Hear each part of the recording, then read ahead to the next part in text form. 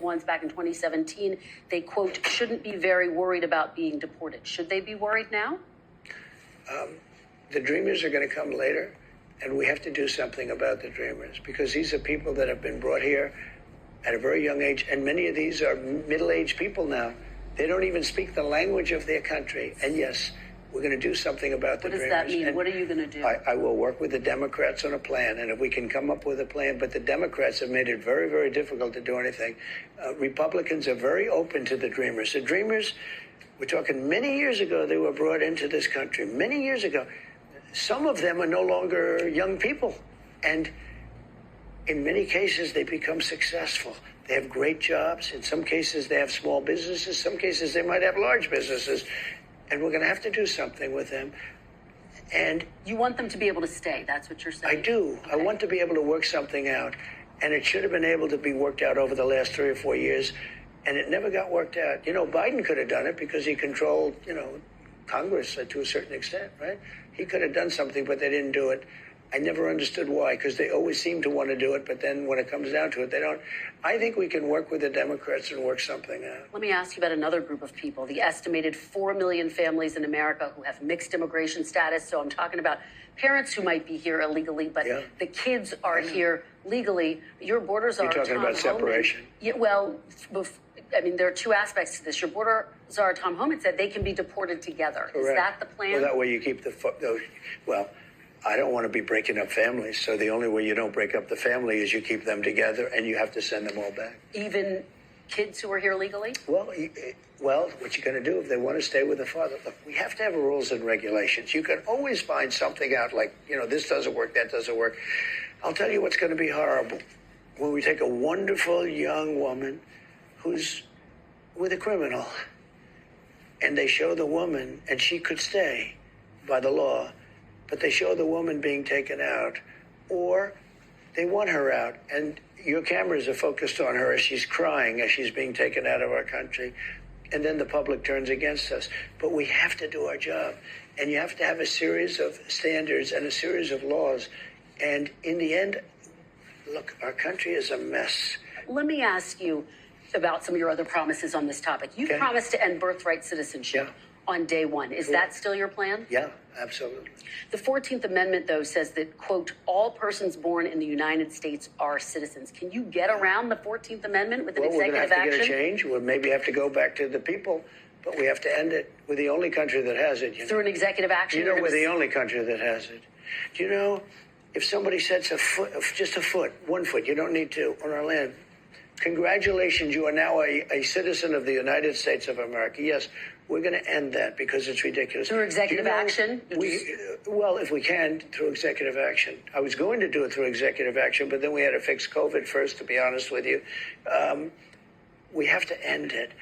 Let's talk about health care. I've been talking to Republican lawmakers on Capitol Hill. They say it's no longer feasible to repeal and replace Obamacare because it's so entrenched in the system. Do you see it that way? Is that now off the table, repealing and replacing? When John McCain let us down by voting, and Murkowski and Collins and whoever it was that voted against, but they really let us down. They did us a great disservice because we would have had great health. Obamacare is lousy health care. It's very expensive health care for the people. It's also expensive for the country, but for the people. It's lousy health care. When John McCain gave his thumbs down after saying for 10 years that he wants to repeal and replace, okay? And then he came out, put his now famous thumbs down, and he became a hero to the left. Let me tell you, if we find something better, I would love to do it. But unless we find, but one thing I have to say, I inherited Obamacare, or anything else you want to go, it's got about 20 names, but I inherited it. And I had a decision to make with Health and Human Services. I had a big decision to make. Do I make it as good as we can make it, or do I let it rot? And a lot of political people said, let it rot and let it be a failure. I said, that's not the right thing to do. And I had very good people in the medical area that handled that. And I said, what do you want to do? He said, we really have an obligation to make it as good as we can. And we did.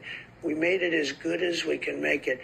Instead of making it bad where everybody would be calling for its repeal, I made it so that it works. Now, But you it did works. try to overturn it, It's sir. well, it's you did lousy. try to overturn it. You No, did no. have your Justice Department try to direct the Supreme Court to No, overturn we got a little bit of a surprising opinion, to be honest with you. If it would have been overturned, we would have had much better health care right now. But right now, we have something that I made the best of.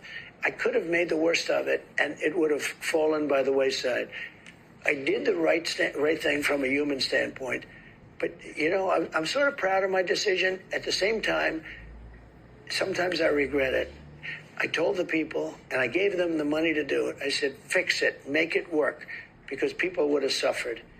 But it's too bad that they voted no. I wish John McCain, he fought for 10 years on replacing Obamacare for 10 years, and then he voted against. Nobody understands it. Sir, you said during the campaign you had concepts of a plan. Do you have an actual plan at this point for health care? Yes, we have concepts of a plan that would be better. Still just concepts? Do you have a fully developed plan? Let me explain.